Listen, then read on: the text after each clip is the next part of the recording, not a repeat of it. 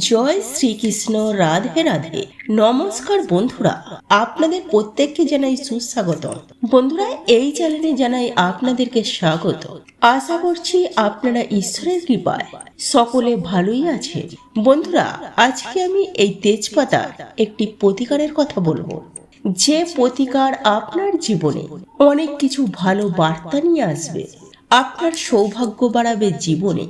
আপনার জীবনে থাকা প্রত্যেকটি সমস্যা, প্রত্যেকটি বাধা বিপত্তি, সকল কিছু আপনার জীবন থেকে একেবারে দূর হয়ে যাবে। এই তেজপাতা এমন একটি জিনিস যে এই তেজপাতার মধ্যে এতটা গুণ আছে, যদি আমরা এই তেজপাতাকে সঠিকভাবে মানুষ ব্যবহার করতে পারে, বিধি হিসাবে যদি ব্যবহার করে, তাহলে একজন মানুষের জীবনে থাকা প্রতিটি দুঃখ কষ্ট, যত বেশি দুঃখ কষ্ট থাকুক না কেন, সকল দুঃখ কষ্ট এই তেজপাতা দিয়ে দূর করা যায়। তেজপাতা সাধারণত আমাদের সকলের ঘরেই থাকে এবং এই তেজপাতাটি আপনি ব্যবহার করে আপনার জীবনে থাকা প্রতিটি সমস্যাকে আপনি শেষ করতে পারবেন। আপনার মনোকামনাগুলিকে আপনি পূরণ করতে পারবেন। এই তেজপাতার সাহায্যে আপনার জীবনে ধন সম্পত্তিকেও আপনি বৃদ্ধি করতে পারবেন। এই তেজপাতা দিয়ে আপনার জীবনে যদি এমন দিন চলছে যে কোনো কিছুতেই কাজ হচ্ছে না এবং প্রতিটি জায়গায় আপনি সমস্যার সম্মুখীন হচ্ছেন, বা আপনার হঠাৎ করেই আপনার জীবনে অর্থ সংকট লেগে রয়েছে, টাকা পয়সা আপনার জীবনে জমা হচ্ছে না, সেই সকল কিছুকেই আপনি দূর করতে পারবেন এই তেজপাতা দ্বারা। আর এই তেজপাতা অনেক তান্ত্রিক বিধিতেও ব্যবহার করা হয়ে থাকে এবং এই তেজপাতার যে গন্ধ দেব দেবতার অনেক প্রিয় বা পছন্দের। তাই বন্ধুরা, এই তেজপাতার মধ্যে আছে অনেক বেশি গুণ, এমনকি বিভিন্ন রোগেও এই তেজপাতা ব্যবহার করা হয়। বন্ধুরা, আজকের ভিডিওটি অবশ্যই সম্পূর্ণ দেখুন, কিভাবে আপনি এই তেজপাতার সাহায্যে আপনার জীবনটিকে ভালো করতে পারবেন, আপনার জীবনে সৌভাগ্য ফিরিয়ে আনতে পারেন, আপনার জীবন থেকে অর্থ কষ্টকে দূর করতে পারেন, সেই সকল কিছু আপনি জানতে পারবেন।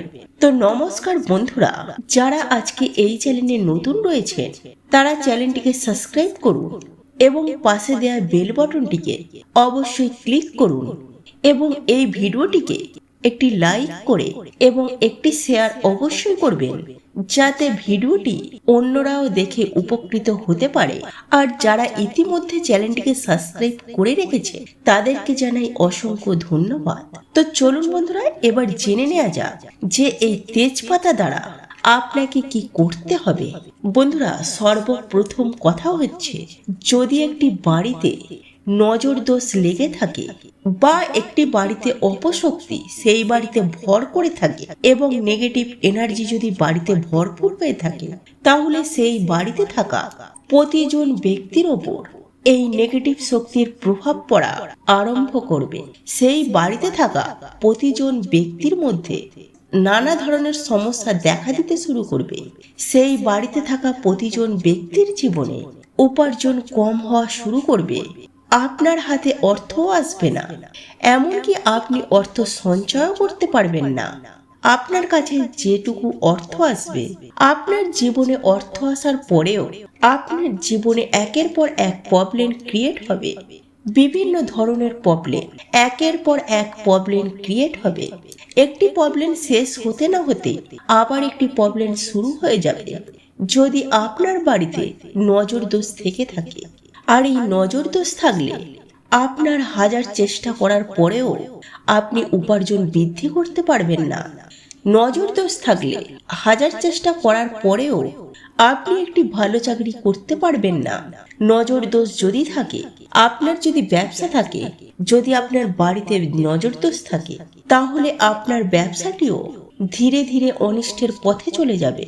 তবে নজর দোষকে সর্বপ্রথম আমাদের বাড়ি থেকে দূর করা উচিত। তো বন্ধুরা, তাহলে নজর দোষকে দূর করতে হলে আপনাকে তেজপাতার সাহায্য নিতে হবে।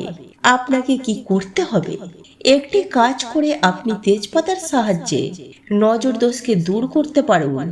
বন্ধুরা, এক্ষেত্রে আপনাকে 7টি তেজপাতা নিতে হবে। 7টি অক্ষত তেজপাতা নেবেন। অক্ষত বলতে গেলে যে তেজপাতা সম্পূর্ণ সেই তেজপাতা নেবেন, যেন ছেঁড়া ফাটা না হয়ে থাকে। সম্পূর্ণ ভালো অর্থাৎ নিখুঁত পরিষ্কার পরিচ্ছন্ন 7টি তেজপাতা নেবেন। একই সাথে নেবেন 1 চামচ লবণ। এই দুটি জিনিস দ্বারা আপনি নজর দোষকে দূর করতে পারেন। আপনার বাড়িতে যদি এমন কোনো ব্যক্তি আছে, যে ব্যক্তি হয়তো বহুদিন ধরে ইন্টারভিউ দিচ্ছে, চাকরি কিছুতেই হচ্ছে না, যে বাড়িতে এমন ব্যক্তি আছে বা ব্যবসা করছে যে তার ব্যবসা খারাপ হতে চলছে দিন দিন, বাড়িতে যদি এমন ব্যক্তি থাকে যে কোনো কাজ করতে যাচ্ছে, সেই কাজে সে সফলতা পাচ্ছে না, সেই কাজে সে সাকসেস হতে পারছে না, বাড়ির উপর কারো যদি মিথ্যা প্রতিবাদ লেগে থাকে, মিথ্যা অপবাদ লেগে রয়েছে, যদি কোনো মামলা মোকদ্দমায় জড়িয়ে পড়েছেন, তেমন ব্যক্তির ওপর আপনাকে এই প্রতিকারটি করতে হবে। আপনি নিজেও করতে পারেন বা সেই ব্যক্তিকেও বলতে পারেন সে নিজেও এটিকে করতে পারেন। সেই 7টি নিখুঁত তেজপাতা হাতে নেবেন, ডান হাতে নেবেন এবং একই সাথে নেবেন 1 চামচ লবণ। এই দুটি জিনিস আপনি ডান হাতে নিয়ে যার উপর নজর দোষ লেগে রয়েছে, যার জীবনে সাকসেস হচ্ছে না, যার জীবনে চেষ্টা করার পরেও ভালো রেজাল্ট পাচ্ছে না, তার মাথার উপর দিয়ে সেটিকে আপনি 7 বার ঘোরাবেন। 7 বার ঘোরানোর পর আপনি বাড়ির বাইরে এমন জায়গায় যাবেন যেখানে কোনো ব্যক্তি না থাকে, অর্থাৎ লোকশূন্য জায়গায় আপনি যাবেন, যেখানে কেউ আপনাকে না দেখে। সেই জায়গায় গিয়ে আপনি সেই তেজপাতাগুলিকে হাতে যে রয়েছে সেটিকে আপনি ছুঁড়ে ফেলে দিন এবং ওগুলিকে ফেলে দিয়ে সোজা বাড়িতে চলে আসবেন। বাড়িতে আসার সময় আপনি পেছন ঘুরে দেখবেন না। এই প্রতিকারটি করার পর আপনি স্নান করে নেবেন এবং এই কাজটি পুরুষ মহিলা যে কোনো মানুষই করতে পারেন এবং এটি করার জন্য যে কোনো দিনই করতে পারেন, যে কোনো সময়ও করতে পারেন। যার উপর নজর দোষ আছে এবং নজর দোষ যদি থাকে, কারোর উপর নেগেটিভ এনার্জি থাকে, তাহলে সেই ব্যক্তিকে জীবনে অনেক বেশি পরিশ্রম করার পরেও সে জীবনে উন্নতি পাবে না। তাই বন্ধুরা, এই কাজটি করুন। এই নজর দোষ থেকে আপনি সেই ব্যক্তিকে মুক্তি দিতে পারবেন। এই কাজটি করুন। দ্বিতীয়ত হচ্ছে, যদি আপনার কাছ থেকে অযথা টাকা খরচ হয়ে যাচ্ছে, হয়তো এই মাসে আপনি বেশি টাকা পেয়েছেন কিন্তু তার সঙ্গে সঙ্গে টাকাও বেশি খরচা হয়ে যাচ্ছে, হয়তো আপনি উপার্জন বেশি করেছেন কিন্তু আপনার হাত থেকে কোনো না কোনো কারণে উপার্জন যে করেছেন তার থেকে বেশি আপনার খরচ হয়ে যাচ্ছে, তার থেকে বেশি আপনার সেই টাকা চলে যাচ্ছে। আপনি চেষ্টা করেও ব্যাংকে টাকা জমাতে পারছেন না বা বাড়িতে টাকা জমাতে পারছেন না। ছোট বড় স্বপ্নের কথা তো বাদই দিলাম, আপনার দৈনন্দিন জীবনেও আপনি সম্পূর্ণ করতে পারছেন না। এমন যদি হয়ে থাকে তাহলে আপনি এই প্রতিকারটি করুন। আপনি এতে অবশ্যই ভালো রেজাল্ট পাবেন। আপনাকে শুক্রবার দিন এই প্রতিকারটি করতে হবে, আর এই প্রতিকারটি শুক্রবার সন্ধ্যায় করতে হবে।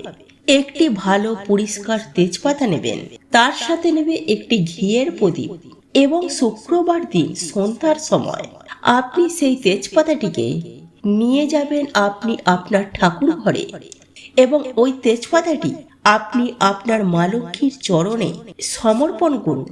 তারপর যে ঘিয়ের প্রদীপটি আছে এবং সেই ঘিয়ের প্রদীপটি মা লক্ষ্মীর কাছে প্রজ্বলন করুন মা লক্ষ্মীর সামনে। তারপর মা লক্ষ্মীকে আপনি বলুন, প্রার্থনা করুন যে হে মা, আমার জীবন থেকে অর্থ কষ্ট দূর করো, আমার জীবন থেকে যে টাকা সঞ্চয় করতে পারছি না সেই সমস্যাগুলিকে দূর করুন। এইভাবে প্রার্থনা করার পর আপনি 1-2 ঘন্টা পর সেই যে মা লক্ষ্মীর চরণে তেজপাতাটি নিবেদন করেছিলেন সেই তেজপাতাটিকে তুলে নিয়ে এসে আপনি আপনার পকেটে রেখে দিন। এই তেজপাতাটি পকেটে রাখার পর দেখবেন সর্বদাই টাকায় ভরে থাকবে আপনার পকেট। আপনি সঞ্চয়ও করতে পারবেন এবং আপনার টাকার উপার্জন বেশি হবে। এখন প্রশ্ন হচ্ছে, এই তেজপাতাটিকে কতদিন রাখবেন?